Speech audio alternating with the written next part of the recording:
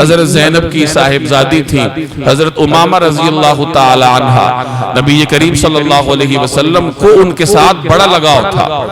آپ صلی اللہ علیہ وسلم ان کو اٹھایا کرتے تھے، اٹھا کر باہر تشریف لے آتے اور اسی حالت میں نماز پڑھا دیا کرتے تھے۔ حضرت ابو قتادہ رضی اللہ تعالی عنہ کی ایک روایت ہے، وہ فرماتے ہیں کہ ایک مرتبہ نبی کریم صلی اللہ علیہ وسلم ہمیں نماز پڑھانے کے لیے باہر تشریف لائے تو آپ نے اپنی نواسی امامہ کو اٹھایا ہوا تھا۔ اسی حالت میں آپ صلی اللہ علیہ وسلم نے ہمیں نماز پڑھائی اور جب آپ رکوع میں جایا کرتے تو امامہ کو رکھ دیتے اور رکوع اور سجدے فرماتے، پھر جب آپ قیام فرماتے تو دوبارہ امامہ کو اٹھا لیا کرتے۔ تو اس طریقے سے اپنی نواسی کو اٹھا کر جناب رسول اللہ صلی اللہ علیہ وسلم نے نماز پڑھائی۔ اور متعدد روایات ہیں جن میں حضرت امامہ رضی اللہ تعالی عنہ کو جناب رسول اللہ صلی اللہ علیہ وسلم بڑی محبت، چاہت اور لگاؤ کے ساتھ اٹھایا کرتے تھے اور اسی حالت میں باہر تشریف لاتے تھے۔ ایک بڑی عجیب روایت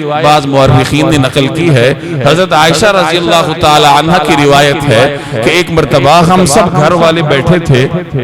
نبی کریم صلی اللہ علیہ وسلم تشریف فرما تھے اور حضرت امامہ رضی اللہ تعالی عنہ یہ حجرے کے ایک کونے میں کھیل رہی تھی۔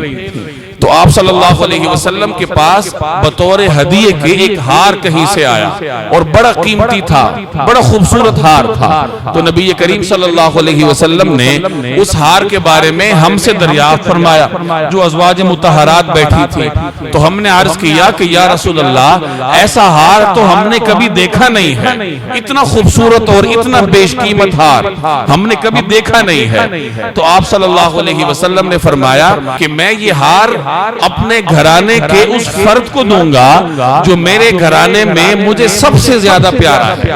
کہ میرے اہل بیت میں جو میری سب سے محبوب شخصیت ہوگی یہ ہار میں اسی کو دوں گا۔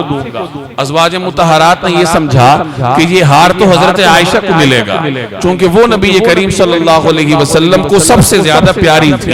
لیکن ہوا کچھ اور، جب آپ صلی اللہ علیہ وسلم نے ہار دینا تھا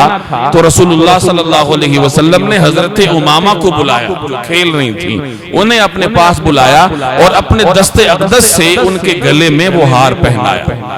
تو آپ اس سے اندازہ لگا لیجئے کہ رسول اللہ صلی اللہ علیہ وسلم کو ان کے ساتھ کس درجے کا لگاؤ ہوگا کہ اپنے اہل بیت میں سب سے محبوب شخصیت حضرت امامہ کو نبی کریم صلی اللہ علیہ وسلم نے قرار دیا۔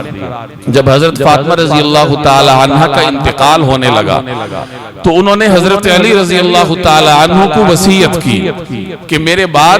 آپ نے اگر نکاح کرنا ہو تو میری بھانجی امامہ سے کرنا، کیونکہ وہ میری اولاد کے لیے میری بہترین قائم مقام ثابت ہوگی۔ چنانچہ ایسے ہی ہوا، حضرت علی رضی اللہ تعالی عنہ نے حضرت فاطمہ رضی اللہ تعالی عنہ کے انتقال کے بعد حضرت امامہ رضی اللہ تعالی عنہ سے نکاح فرمایا۔